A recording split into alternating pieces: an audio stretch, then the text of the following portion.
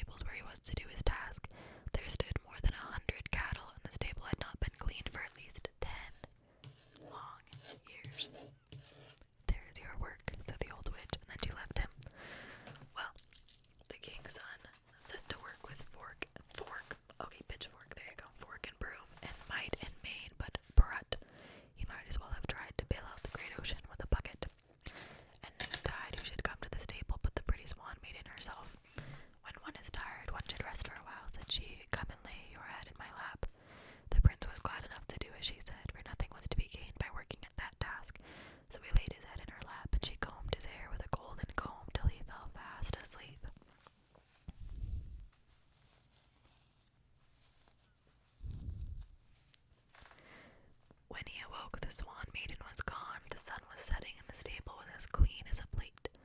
Presently he heard the old witch coming, so he jumped and began clearing away a straw here and a speck there, just as though he were finishing the work. "You never did this by yourself," said the old witch, and her brows grew as black as a thunderstorm. "That may be so, and that may not be so," said the king's son, "but you lent no hand to help, so now may I have the one who builds the fire and draws the water?" At this the old witch shook her head. "No," said she, "there is more to be done yet before you can have what you ask for. If you can thatch the roof of the stable with bird feathers, no two of which shall be the same color, and can do it between the rise and the set of the sun tomorrow, then ye shall have your sweetheart and a welcome. But if you fail, your bones shall be ground as fine as malt in the mill, malt in the mill, malt in the mill." That's a pretty dress. Very well, that suited the king's son well enough. So at sunrise he arose and went into the fields with his gun, but if there were birds to be shot, it was few of them that he saw, for at noontide he had but two, and they were both of a color. At that time, okay, why would he even shoot a bird if he saw it was the same color? Anyways, at that time who should come to him but the Swan Maiden? "One should not tramp and tramp all day, and never a bit of rest," said she. "Come hither and lay your head in my lap for a while." The prince did as she bade him, and the maiden again combed his hair. Oh, sorry. With a golden comb until he fell asleep.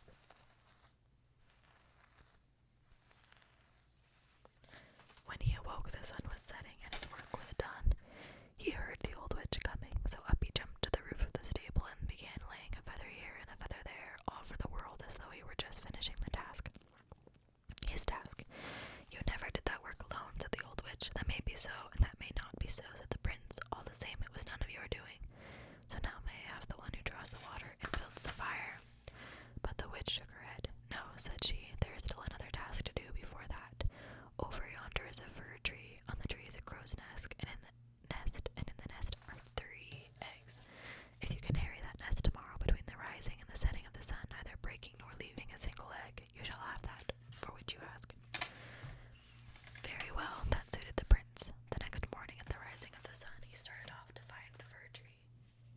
And there was no trouble in the finding, I can tell you, for it was more than 100 feet high and as smooth as glass from root to tip, root to tip, root to tip. As for climbing it, he might as well have tried to climb a moonbeam, for in spite of all his trying he did nothing but slip and slip. By and by came the Swan Maiden as she had come before. "Do you climb the fir tree? Do you climb the fir tree?" said she. "None too well," said the king's son. "Then I may help you in a hard task," said she. She let down the braids of her golden hair so that it hung down all about her and upon the ground, and then she began singing to the wind. She sang, and by the wind began to blow, and catching up the maiden's hair, carried it to the top of the fir tree, and there tied it to the branches.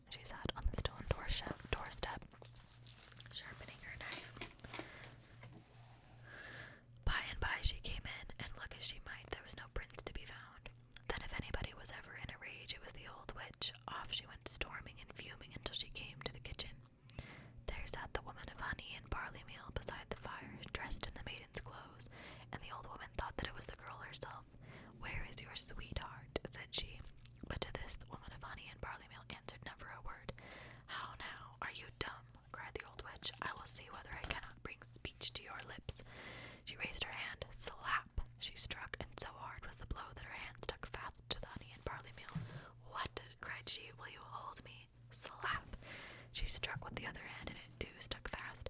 So there she was, and for all I know, she's sticking to the woman of honey and barley meal to this day. Some strong honey. As for the Swan Maiden and the prince, they flew over the 7 high mountains, the 7 deep valleys, and the 7 wide rivers, until they came near to the prince's home again. The Swan Maiden lit in a great wide field, and there she told the prince to break open one of the crow's eggs. The prince did as she bade him, and what should he find but the most beautiful little palace, all of pure gold and silver. He set the palace on the ground, and it grew and grew and grew until it covered as much ground as 7 large barns. Then the Swan Maiden told him to break another egg, and he did as she said. And what should come out of it but such great herds of cows and sheep that they covered the meadow far and near. The Swan Maiden told him to break the 3rd egg, and out of it came scores and scores of servants